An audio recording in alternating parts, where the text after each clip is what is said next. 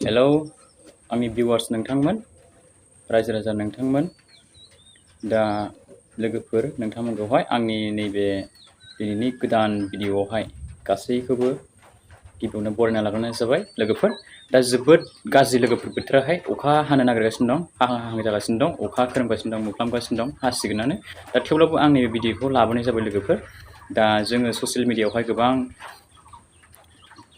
खामानि मावो नङा होमबा लोगोफोर खस्थ'नि गेजेरजों दा आंबो ससियेल मिडियायाव गोबावनिफ्रायनो खामानि मावबोगासिनो दं लोगोफोर दा बेनिफ्राय जोंहा नैबे मोनसे खोथा लोगोफोर फाइनालि जोंहा ससियेल मिडियायावहाय गोबां बोसोर गोबाव खामानि मावबोनानै खस्थ'नि गेजेरजों आङो दा दिनै गुगोल एडसेन्स पिनखौहाय मोननो हाबाय लोगोफोर दा आंनियावहाय गुगोल एडसेन्स पिना सफैबाय दा 29 थारिखआवहाय मार्चनि आं 29आवहाय माबादोंमोन लोगोफोर एप्लाइ खालामदोंमोन गुगोल एडसेन्स पिनखौहाय दा बेनिफ्राय आंनियाहाय मैया सफैबाय आरोखि मैया खय थारिख जायो लोगोफोर मैया खय थारिख जायो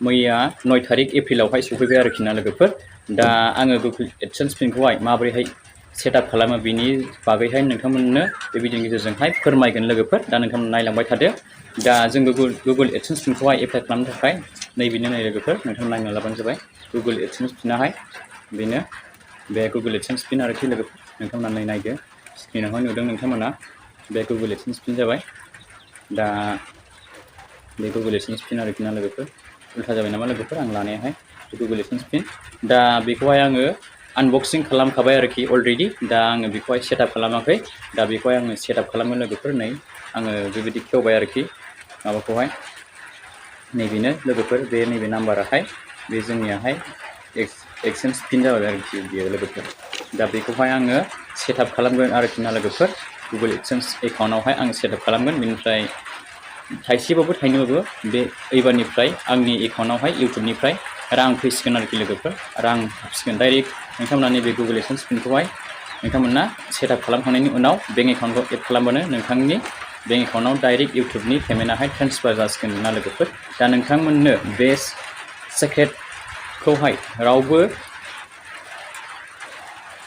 इउटुबारफ्रा खिन्थाया जानो हागौ लोगोफोर दा आङो खिन्थाबाय लोगोफोर नोंथांमोनाहाय माबोरैहाय गुगोल एडसेन्स पिनखौहाय नोंथांमोना सेटआप खालामनो हायो दा आङो माखासे एप्लाइ खालामनाय प्रसेस मनिटाइजेसन खालामनाय प्रसेसखौहाय आङो लाबोनो हायासै लोगोफोर आंना मोनसे ब्लग चेनेल दंबावो नैबे दा नोंथांमोना नायबाय थानायाहाय बे चेनेलाव आङो लाबोनो नाजागोन लोगोफोर उननि समफ्रावहाय दा नैबेयो गुगोल एडसेन्स पिनाहाय आंना बै गुबुन मोनसे टेक्निकेल चेनेलनि लोगोफोर दा बेखौहाय आङो सेटआप खालामनानै नोंथांमोननि सिगाङाव दिन्थिहरग्रोनोसै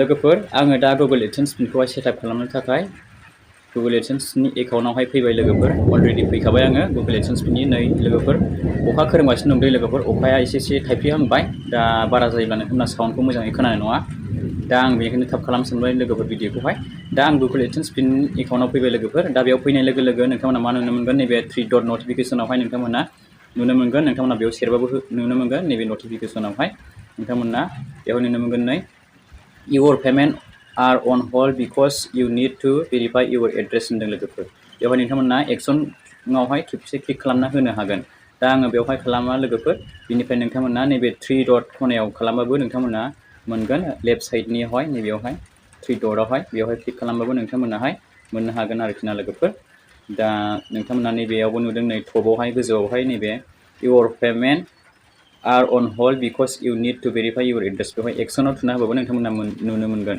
दा बेवहायबो नोंथांमोना एप्लाइ खालामनो हागोन गुगोल एडसेन्स पिनखौहाय सेटआप खालामनो हागोन दा आङो 3 डटआव खेबसे क्लिक खालामना होनि लोगोफोर नोंथांमोना गासिबो क्लियार बुजिनाय बायदि स' आं बेवहाय क्लिक खालामबाय लोगोफोर लेफ्ट साइडनि 3 डटआवहाय ओमफ्राय आङो बेखौ स्क्रल डाउन खालामथारनानै नोंथांमोनाहाय नैबे पेमेन्ट्स अपसनाव लाबोनो जाबाय लोगोफोर नै पेमेन्ट्सआवहाय दा पेमेन्ट्स अपसनाव लाबोनाय लोगो लोगोफोर बेवहाय नैबेहाय पेमेन्ट्स इनफ' भेरिफिकेसन चेक नुदों नङा होमबा लोगोफोर नोंथांमोना दा भेरिफिकेसन चेकआवहाय नोंथांमोना खेबसे क्लिक खालामना होलायदों आरोखि लोगोफोर दा भेरिफिकेसन चेकआवहाय खेबसे क्लिक खालामनाय लोगो लोगो बेनि इन्टारफेसआ बेबायदि फैबाय नै भेरिफाइ इउर आइडेन्टिटि होनदों लोगोफोर दा भेरिफाइ इउर आइडेन्टिटियावहाय नैबेहा आइडेन्टिटि भेरिफिकेसन दा बियो कमप्लिट जाबाय आरोखि ना लोगोफोर दा बेनिफ्राय जोंहा मा खालामनांगौ एड्रेस भेरिफिकेसन खालामनांगौ दा नैबेवहाय नै एड्रेस भेरिफिकेसनावहाय निड्स एटेनसन होनदों बेवहाय इन्टार दा pin we mail to your payments address दा बेयावहाय नोंथांनि 6 डिजिट भेरिफिकेसन पिनखौहाय नैबे इन्टार बक्सआवहाय पिन खालामना होनानै होनो थिनदों। दा बेवहाय नोंथांमोना नैबे आंनि गुगोल एडसेन्स पिन जायनाखि नैबे गुगोल एडसेन्स पिन लोगोफोर नैबे आं मोनदोंमोन ना बे पस्टनि गेजेरजों मैया सौफैदोंमोन आरोखि लोगोफोर।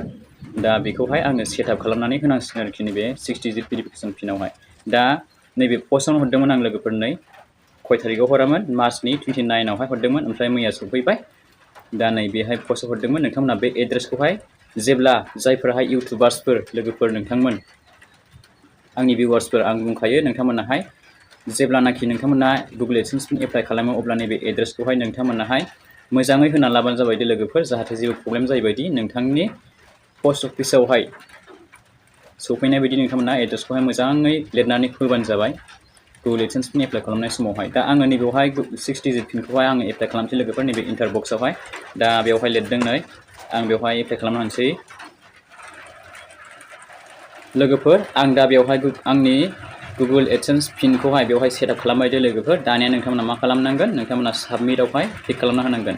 जुदि नोंथांनि गुगोल एडसेन्स पिनाहाय पस्ट अफिसनि गेजेरजों सफैयाखैब्ला एड्रेसा भुल जादोंब्ला नोंथाङा मा खालामफिननांगोन एड्रेसखौहाय चेन्ज खालामनानै नोंथांमोना नैबे रिसेन्ट पिनावहाय नोंथांमोना रिसेन्ट खालामफिनबानो नोंथांमोननि गुगोल एडसेन्स पिनाहाय फैगोन आरोखि पस्टनि गेजेरजों। दा आङो बेवहाय आंना गुगोल एडसेन्स पिना आं होबाय अलरेडि। दा आङो साबमिटआवहाय खेबसे क्लिक खालामना होनोसै दै लोगोफोर। दा आङो साबमिटआव खेबसे क्लिक खालामबाय। दानिया मा फैयो नायनोसै। दा बेयो नै लोगोफोर मा देखायखो बेवहाय दाना एड्रेस भेरिफिकेसन कमप्लिटेड बेबायदि देखायबाय लोगोफोर आइडेन्टिटि भेरिफिकेसन कमप्लिटेड। दा आंनियाहाय गुगोल एडसेन्स पिन सेटआप खालामनायाहाय गासिबो कमप्लिट जाजोब्बाय लोगोफोर। दा बेवहाय कमप्लिट जाबाय नै लोगोफोर नोंथांमोना स्क्रिनाव नुदों। दा बेवहाय कमप्लिट जानाय देखायबाय। दा नोंथांमोनाबो बेबायदिनो गुगोल एडसेन्स पिनखौहाय जुदि मोनदोंब्ला नोंथांमोना एप्लाइ खालामखांनानै सफैबायब्ला नोंथांमोननि गुगोल एडसेन्स पिनाहाय नोंथांमोना बेबायदिनो गुगोल एडसेन्स पिनखौहाय सेटआप खालामनानै बेबायदिनो खामानिखौ मावनानै लाबानो जाबाय। भुल खालामनो नाङा दै लोगोफोर। नोंथांमोना गुगोल एडसेन्स पिनखौहाय भुलखौ होनो नाङा गोरोन्थि खालामनो नाङा। गुगोल एडसेन्स पिन सेटआप खालामनाय समाव जुदि नोंथाङा भुल खालामोब्ला नोंथाङा खेबथामल' चान्स मोनो दै लोगोफोर।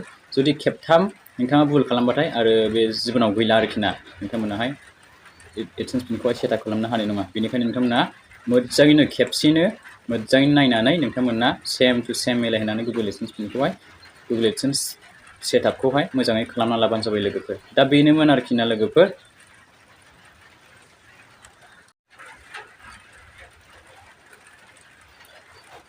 स' दा लोगोफोर आङो नेक्स्ट भिडिअ'आवहाय नोंथांमोननि गेजेरावहाय बे बेंक एकाउन्टखौहाय माबोरैहाय एड खालामो गुगोल एडसेन्स पिनावहाय बेंक एकाउन्टखौ माबोरै एड खालामनानै लानांगौ दा बेनि आङो माखासे भिडिअ प्रसेसखौहाय उननि समावहाय लाना फैगोन लोगोफोर। आंना दा बेंक एकाउन्टनि एड खालामनायनि माबाया जाथ'वाखै। दा गुगोल एडसेन्स पिनखौहाय आङो सेटआप खालामखांखाबाय। दा साननैसो उनावनो बेंक एकाउन्टनि एड खालामनायनि प्रसेसआहाय आंना स्टेपआ फैसिगोन लोगोफोर। दा नोंथांमोना सोरबाफोर जुदि इउटुबारब्ला बेबायदिनो खालामना लाबानो जाबाय लोगोफोर बे भिडिअखौ नायनानैहाय। दा बेनोमोन आरोखि लोगोफोर। दा नोंथांमोना बे भिडिअखौ गासैनिबो लोगोफोरनो शेयार खालामना होलायदो आरो आंनि बे डिबि अफिसियेल ब्लग चेनेलखौहाय नोंथांमोना गासैबो सोरबाफोर जुदि गोदानै फैदोंब्ला चेनेलावहाय नोंथांमोना सापर्ट खालामबानो जाबाय नायबानो जाबाय लाइक खालामबानो जाबाय भिडिअखौहाय आरो साबस्क्राइब खालामबानो जाबाय चेनेलखौहाय। बेजों लोगोसे नोंथांमोननि थुलुंगाजों नोंथांमोननि अननाय मोजां मोननाय नोंथांमोननि सापर्ट मोनोब्लासो जोंबो मोजां भिडिअ लाबोनो थुलुंगा मोनो लोगोफोर। दा बेबायदि भिडिअखौहाय रावबो इउटुबार्सफ्रा गावनि सिक्रेटखौ रावबो खिन्थानो लाया। दा आङो नोंथांमोननो खिन्थाबाय लोगोफोर। दा बेनो नोंथांमोना बेबायदिनो जुदि गुगोल एडसेन्स पिन नोंथांमोना एप्लाइ खालामनाय प्रसेस सेटआप खालामनाय प्रसेस नोंथांमोना फैयोब्ला इउटुबार्सफोरा सोरनाबाफोर दा नोंथांमोना बेबायदिनो खालामनानै लानो हासिगोन दा लोगोफोर। स' दा लोगोफोर बिदिब्ला नेक्स्ट भिडिअआव लोगो मोनसिगोन। बिदिब्ला लोगोफोर दिनैनि भिडिअखौ एसेखिनियावनो आङो दोनथ'नोसै।